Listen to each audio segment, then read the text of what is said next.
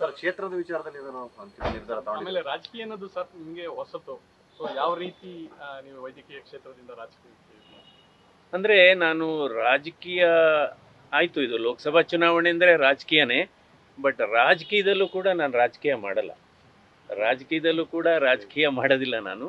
But ನಮಗೆ ಇರತಕ್ಕಂಥ ಈ ದೀರ್ಘಕಾಲದ ಅನುಭವ, ಯಾಕೆಂದರೆ ಇವತ್ತು ನಮ್ಮ ಬಹಳ ಮುಖ್ಯವಾದದ್ದು ಆರೋಗ್ಯ ಕ್ಷೇತ್ರ, ಆರೋಗ್ಯ ಮತ್ತು ಶಿಕ್ಷಣ, ಕೃಷಿ ಮತ್ತು ತಂತ್ರಜ್ಞಾನ, ಈ 4 ಬಹಳ ಒಂದು ಪಿಲ್ಲರ್ಸ್ ಆಫ್ ಡೆಮಾಕ್ರಸಿ ಡೆವಲಪ್ಮೆಂಟ್ ಅಂತ ಹೇಳ್ತೇವೆ. ಸೊ ಹೀಗಾಗಿ ಇವತ್ತು ಒಂದು ಸರ್ಕಾರಿ ವ್ಯವಸ್ಥೆಯಲ್ಲಿ ಯಾವ ರೀತಿ ಹೊಸ ಸಾಧನೆ ಮಾಡಲಿಕ್ಕೆ ಸಾಧ್ಯ ಅನ್ನೋದನ್ನ ನಾವು ಆಲ್ರೆಡಿ ನಾವು ಇಲ್ಲಿ ರಾಜ್ಯದಲ್ಲಿ ಅದನ್ನು ನಾವು ಪ್ರೂವ್ ಮಾಡಿ ತೋರಿಸಿದ್ದೀವಿ.